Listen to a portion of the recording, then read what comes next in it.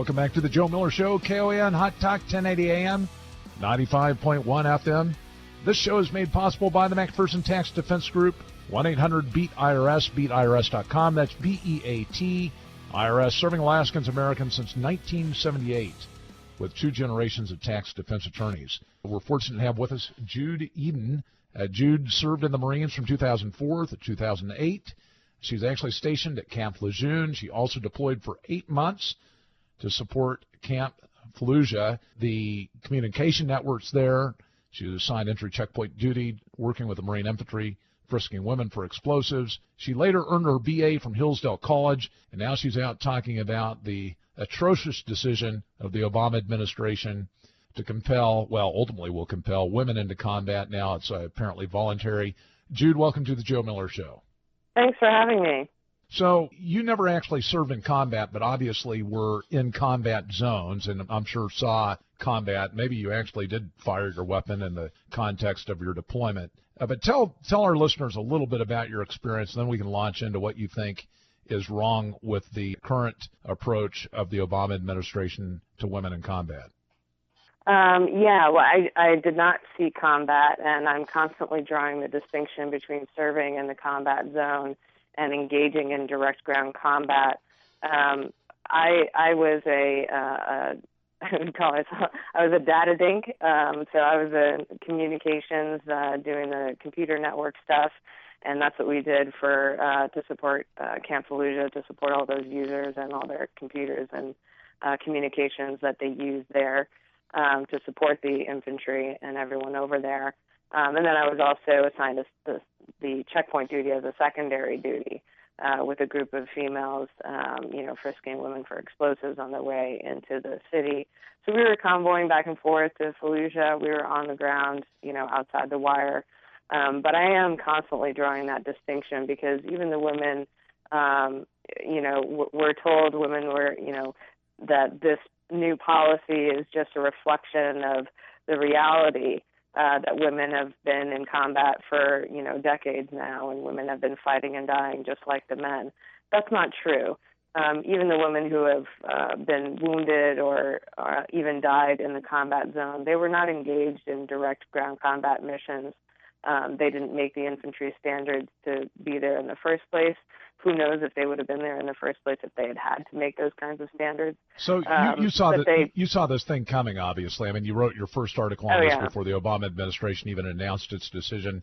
Of course, earlier there had already been women introduced into Ranger schools. I guess there were a couple of graduates. This has been a long time coming. What you've just said is part of the justification that's used to now support the idea of women in combat. And what were some of the other indicators that the Obama administration was getting ready to do this? Well, they announced it in 2013, and I've been writing and speaking out about this since then, since that announcement was made by Leon Panetta and General Martin Dempsey back in 2013. It's just not an equal opportunity for women, and the large majority of active duty women don't want this. I'm always telling people, because a lot of people want to say, well, you asked for this, now you got it. No, we didn't, and active duty women didn't. There's a tiny cabal of women, feminists, lots of pilots who didn't fight on the ground, didn't train. It wasn't their job to be on the ground in the dirt going after the enemy where he lives.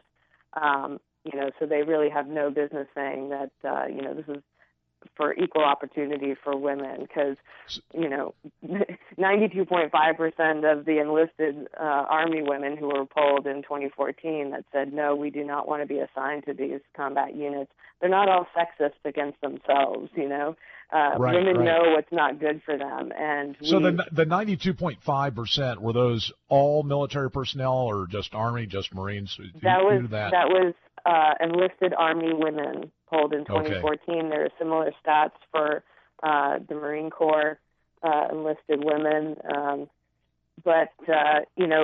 It would be one thing, this has never been about a couple of women who want to, because the problem with repealing the entire combat exemption for women is that now all active duty women are subject to involuntary assignment to these units just like men. And that's why the averages, like the fact that military women, not average civilian women, but military women,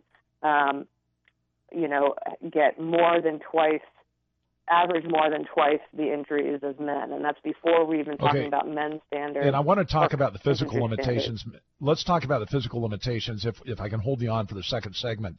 But I want to focus right now on some of the implications of the decision. You just mentioned that women now may be forced into the combat arms. Let's talk about women who signed up. I don't have any girls in the military right now, but I've got a lot of friends that have daughters that are in, and I can tell you that almost universally, those that I've talked to, they're against serving in the combat arms.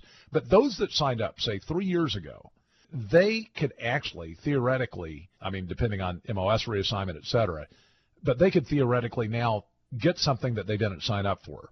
Absolutely. It has far-reaching consequences for active duty women, and that's what I'm saying, it's not just about a couple of women that want to. We removed want to and choice from the equation for all these women. And the averages on injuries are important because women in the combat units are likely to have to be replaced at much higher rates. Well, where are they going to get those replacements? They're going to have to start getting them from that pool of women who don't want to, who may be able but are not willing. Your top performing women. Think about the cost, too, Jude. Lots of VA claims post-service. You have an injury during training, you have an injury during deployment, and you have follow-on medical treatment or limitations after service. That's a VA claim. That could lead to a form of disability payment. There are significant, I'm not just, and we'll talk about the societal cost here in a minute, but there are substantial costs that the military is going to incur by doing something that right now is entirely unnecessary. Yeah, we don't need women to be fighting in the combat units. We didn't need to repeal the combat exemption in order to utilize our top performing females. We could have looked at adjusting how rank is achieved. If these women are coveting the Joint Chiefs of Staff ranks, we could have done this in different ways to not remove the choice from all women. The problem is that it's not an equal opportunity. If women were equal to men, which they're constantly proving every time they're tested that they're not, and they get more injured trying to be equal to men, it's just not an equal opportunity for them, and that's why it's not fair to involuntarily assign them and to remove the choice from everybody else and to then subject women to the draft. No women coming into the Marine Corps. Nobody can be, anybody who's open contract, which means you didn't sign up for a specific job when you signed up with a recruiter. They can then, hey, you top performer, you're somebody who could maybe be successful here, and we need the best athletes, so we're going to pluck you in there. Or you take a woman who's at the top of her field in a support unit, and you put her against, men in a combat unit. She's going to be relegated to, at the best, the bottom half of that unit. And then you killed her career prospects anyway. She can't compete with these men. No matter how the standards change, men were always going to make them. And these, alpha men who are at the top, there's no shame in not being able to reach the kind of physical performance of these top men, military performers. We should be grateful for them, not resentful. There's ongoing at least one court case right now that deals with issue of now, of course, young men prior to or right following attaining the age of majority 18 have to register for the draft. Now with the combat prohibition, female combat prohibition being dropped by the administration, there seems to be no logical, rational reason, no legal reason, in fact, for the court to turn down now the application to force women into a draft situation. If the nation requires it, of course, the selective service registration, we may end up seeing that in the not-so-distant future. You believe that's next, I would assume, right? Absolutely, because constitutionally, the combat exemption was the only thing standing between women and the draft, because the draft is for collecting a group for the purpose of combat during wartime, direct ground combat. And it's only, people are only starting to wake up to the realization that, this affects them and their daughters, even people who had never considered, the military or service in any way. This is not just about as I'm saying, a couple of women who want to. This is about everybody else who does not sign up, everybody else who did not volunteer. And that's the basis on which the combat exemption should be and has in the past been considered. Anytime we've discussed subjecting our women to the draft, America has said resoundingly, no, we do not want to do that, because anybody with common sense who's made it through a high school gym class knows that there's nothing progressive or enlightened about ignoring our sex differences.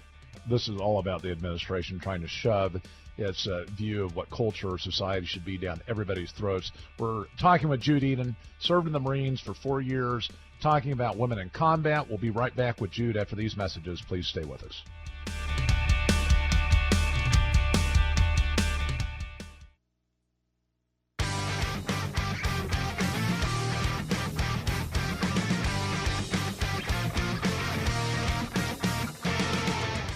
Welcome back to the Joe Miller Show, KOAN Hot Talk, 1080 AM, 95.1 FM.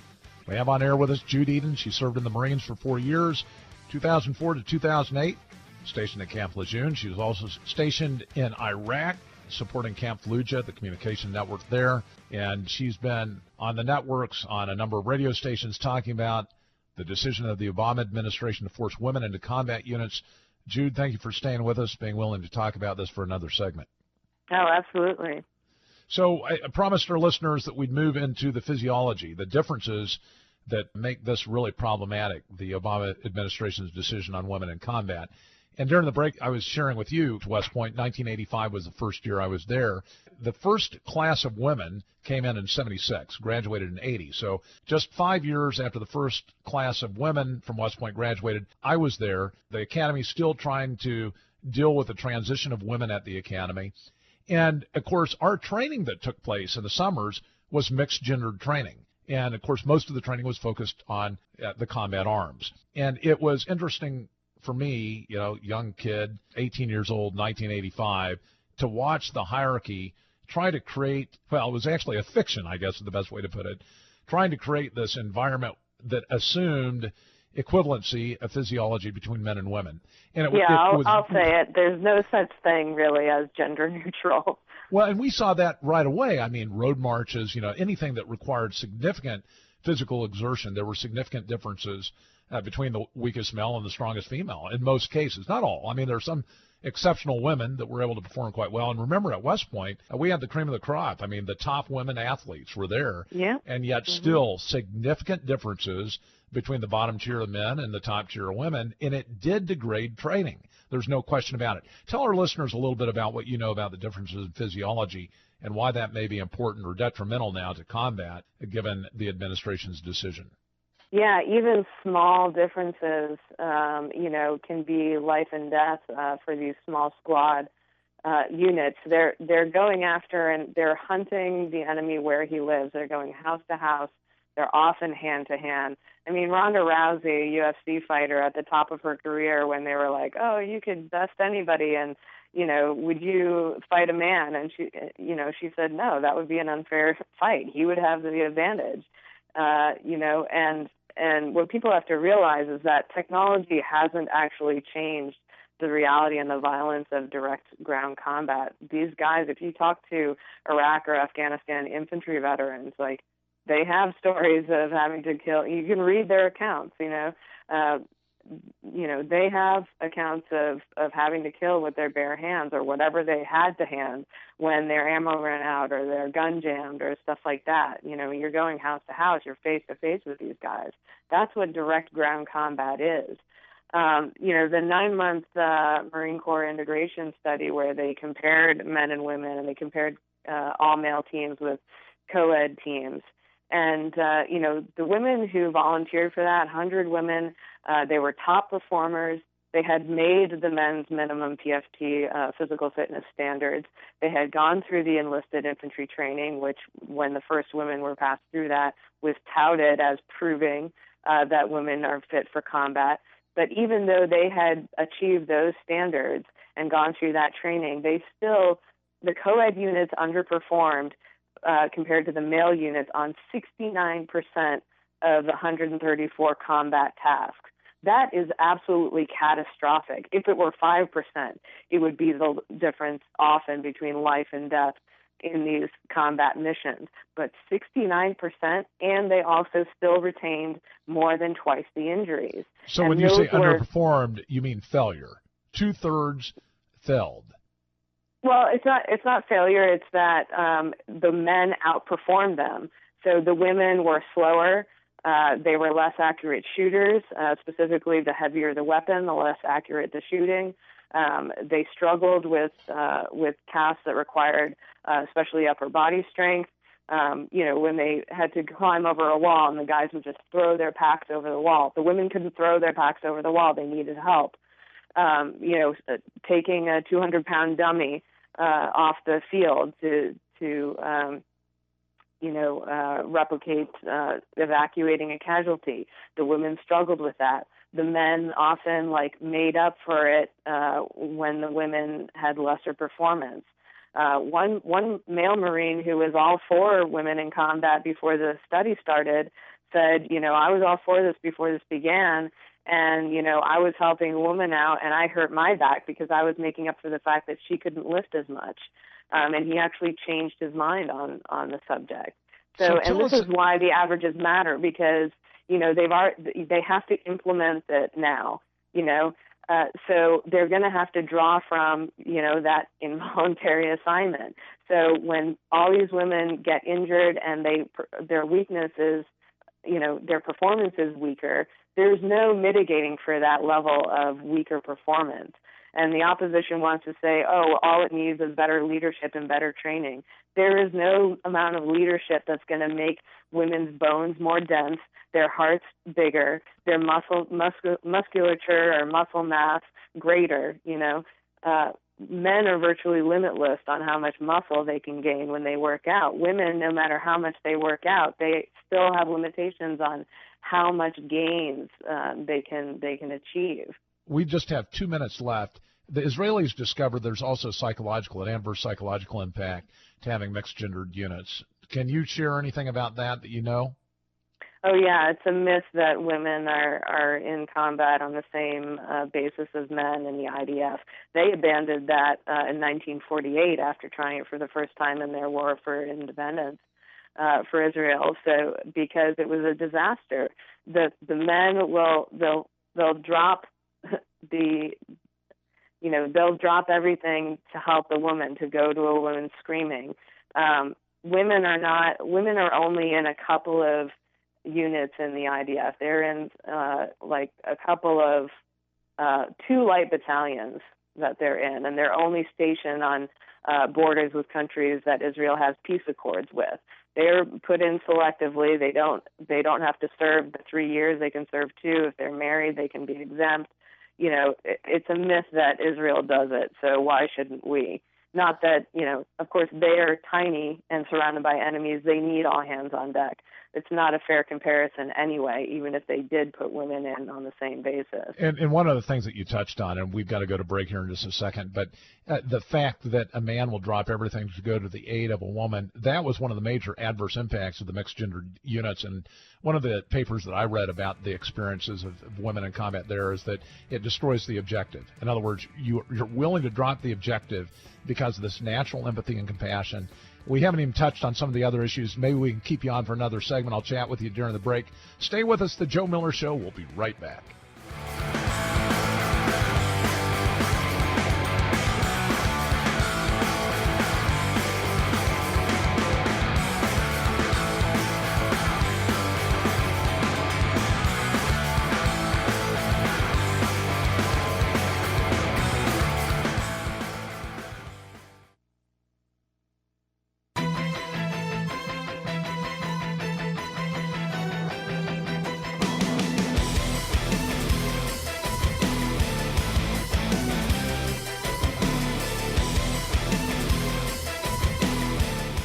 Welcome back to the Joe Miller Show, KON Hot Talk, 1080 AM, 95.1 FM.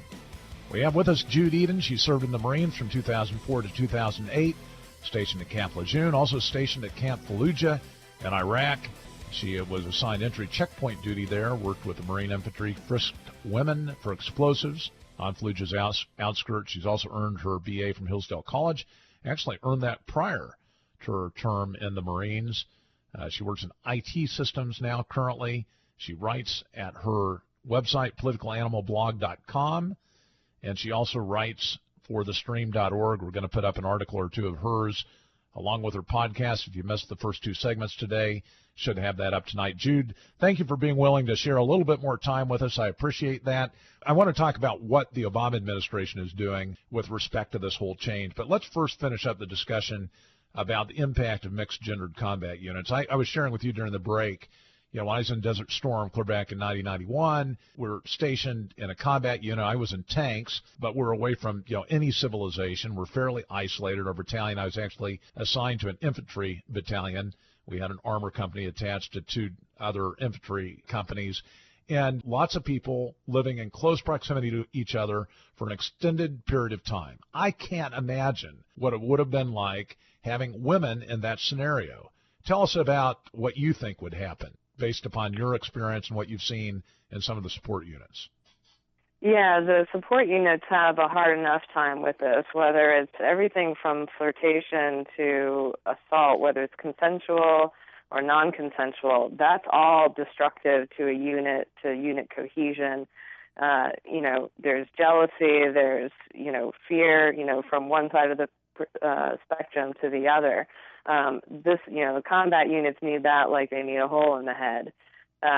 It's all what may be merely disruptive to a support unit is going to be catastrophic to these guys.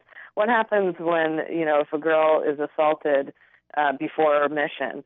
That's just a lose-lose situation. If she speaks up as she should, they have to yank both people out. Your mission is then short two people. That's life and death. If she keeps quiet, that might be even worse. This is it's a recipe for disaster. And, combat is it's a mixture of terrifying violence and then long stretches of boredom. It's the long stretch of downtime you need to worry about. That's where people get into trouble. And, we don't need it at all. And, people are so scared of talking about pregnancy in the military and its effects, but we all know it. All of us, women and men alike in the military, know it. That women are sent home from deployment all the time because they get pregnant, on ships because they get pregnant. We've now, if a woman gets pregnant on a submarine, they have to come up and get her off the ship because it's not good for a baby in the womb. For all sorts of reasons, not the least of which is, for nuclear subs. So it causes all sorts of problems. It goes without saying that men are not at risk of getting pregnant. We should not be adding more risk to our combat units. We should be taking it away. Well, and not only that, it's also an issue of, let's say, chain of command. You've got, obviously, varying ranks in each military unit, and this happens routinely. I saw it at West Point with lower classmen fraternizing with upperclassmen. You have a female that ends up having a relationship with somebody in her chain of command. It is absolutely destructive to the rest of the unit to see somebody getting favoritism or even the whisper campaign that may erupt. Even the assumption, even the idea of favoritism, it's toxic. All this stuff that's why I'm saying whether it's consensual or not, it doesn't matter. And the proponents of this policy want to say, oh, we're all professionals, and cast it off and ignore it like you're barbaric for mentioning it. That's idiotic. It's staring us in the face all day, every day, practically every minute in co-ed units. To say that it doesn't matter or that we're professional enough or there's just, enough, with all the leadership and the hours of safety briefs and lectures that we're subject to in the military on sexual harassment, on fraternization, they still have not been able to solve this problem. If anything, it's worse than ever. So there's no amount of leadership that's going to stop because it's human nature. You put, young men and women together in intense situations, And then, the solution to sexual assault is not to put a woman where she's she's even more in the minority, with the most alpha of the alpha men, with the least supervision, and not even a locked door between them. It's absolutely crazy, and the horrifying thing about this, it's a volunteer force, but in the context of the draft, you could be seeing your children, your daughters going into this environment and being subjected to this kind of risk, the potential assaults. It is just absolutely pathetic. Everybody ought to be up and just outraged over this, and yet I don't see much outrage. I don't. I mean, I see a little bit, there's some comments on some articles and a little bit on Facebook, but I really don't see the type of outrage that I think people that are concerned not just about the security of the country, but also about their children should be having in response to this. What do you think's going on? Do you think people are just numb to it? It's because they think that it's going to be women's choice. They don't understand. They're only now going to start waking up to the realization that of what being under orders means and what repeal actually means. It means involuntary assignment on the same basis as men, where they're throwing away the fact that, women have added concerns, that we are at higher risk. We're higher value targets to this enemy. We are specifically more valuable for propaganda, video propaganda, and to say that, men are captured too is really idiotic, because so we should put women who are at greater risk at that same, in that same situation, which, it's really horrific. We're saying that, violence against women is okay as long as it's inflicted by the enemy. And, but it's because, the New York Times did a poll in 2013. There are other polls that have come out, and they're trying to say, America's ready for women in combat, but there's always a false caveat, and that is if women want to. If you ask anybody, would you want your daughter involuntarily assigned to a combat unit, the answer is no, almost every time. And the same people who want to push this policy tend to be very anti-war, feminist and leftist anti-war. They'd say, no, I absolutely wouldn't want my child to even serve, let alone serve in combat. But this is all part of the fundamental transformation. Carter is just a mouthpiece of the Obama administration. It's outrageous that a man gets to make this decision that affects all active duty women and all of America's young, able-bodied women now subject to selective service. And this guy is just, Ashton Carter is just way in the extreme. I mean, one of the first things he announced after taking the position is that he thinks transvestites should be able to openly serve in the military. And people are, that's like a 90% thing there. The vast majority of Americans are thinking, okay, is it really appropriate in any unit in the military to have a man dressing as a woman serving, or vice versa? But yeah, this is just, you're right. It's about the fundamental transformation of the culture, and they think they'll use the military, damn the consequences to the issues of national security. You really think that's the true motivation here, right? Absolutely. Obama has been dismantling and cutting the military since he got in office. Look at the rules of engagement that our warfighters are under. They protect the enemy. They put our guys in greater danger. They basically now have to get shot at twice for a positive ID on the enemy. It's absolutely ridiculous. 40,000 have just been let go the ranks of the Army last spring, I believe that was. So this is just about, the military is a good area for them because people have to follow orders. And nobody, to listen to people saying, oh, yeah, I'm fine with women in combat, that's like listening to prisoners talking about how much they like their accommodations.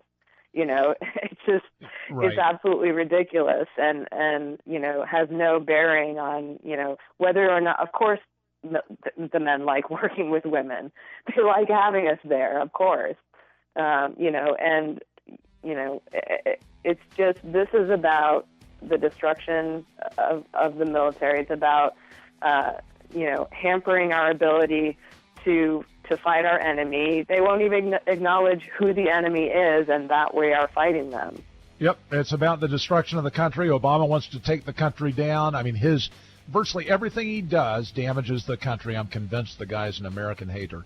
I mean, at least the America that our founders intended, right? So, I mean, basically, just to give a summary here, I mean, you're suggesting that America's daughters are going to be forced into combat and that some will be sexually assaulted. I mean, is that your view? Well, the whole thing, from injury to the risk of sexual assault to the higher risk of capture to the, disadvantage in hand-to-hand combat against ISIS fighters, who, by the way, are on meth, making them even harder to kill. The whole thing there's no reason for it. It does not increase our combat readiness.